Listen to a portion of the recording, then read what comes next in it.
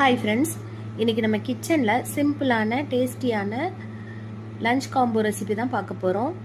சீரக சம்பா கீ ரைஸும் mutton chops கிரேவியும் தான் செய்ய போகிறோம்.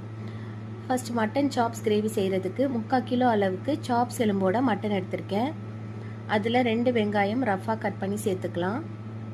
2 தக்காளி, 1 டேபிள் ஸ்பூன் இஞ்சி பூண்டு பேஸ்ட், 1 டேபிள் ஸ்பூன் கல்லுப்பு, 1/2 கப் அளவுக்கு தண்ணி சேர்த்து 6 விசில் வச்சு வேக வச்சுக்கிறேன்.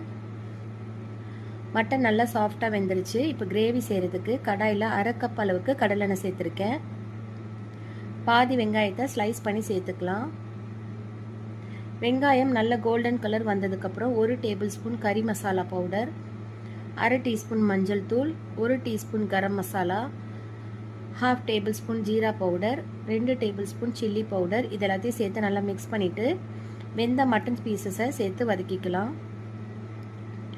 2லேருந்து 3 நிமிஷம் நல்லா வதக்கி விடணும். அப்போ தான் மட்டனில் மசாலா நல்லா பிடிக்கும்.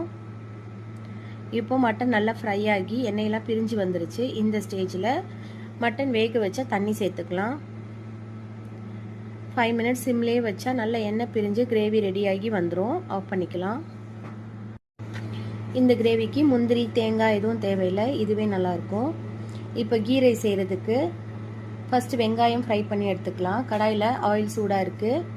1 வெங்காயத்தை ஸ்லைஸ் பண்ணி சேர்த்துக்கிறேன். வெங்காயம் நல்ல கோல்டன் கலர் வந்ததுக்கப்புறம் கொஞ்சமாக முந்திரி கருவேப்பிலை சேர்த்து அதையும் ஃப்ரை பண்ணி எடுத்துக்கலாம். பேனில் 2 டேபிள் ஸ்பூன் நெய், 2 டேபிள் ஸ்பூன் தேங்காய் எண்ணெய் சேர்த்துக்கிறேன்.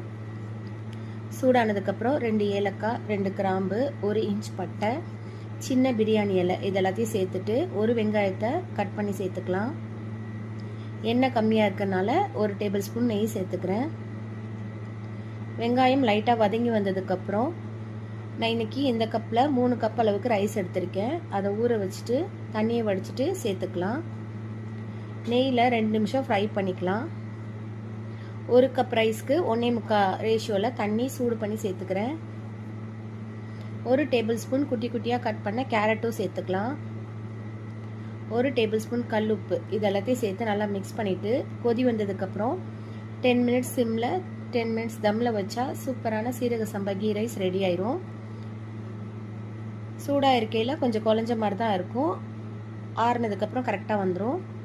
மேலே 1/2 லெமனோட ஜூஸ் சேர்த்துட்டு ஃபைனலாக ஃப்ரை பண்ண வெங்காயம் மல்லியில் தூவி இறக்குனா நம்மளோட சூப்பரான கீ ரைஸ் ரெடி ஆயிரும். இந்த லஞ்ச் காம்போவை செஞ்சு பார்த்துட்டு எப்படி வந்துச்சுன்னு சொல்லுங்கள். சஹருக்கு செய்கிறதுக்கு ரொம்ப ஈஸியாக இருக்கும். கண்டிப்பாக ட்ரை பண்ணி பாருங்கள். இப்போ நம்மளோட காம்போவை சாப்பிட்டு என்ஜாய் பண்ணலாம்.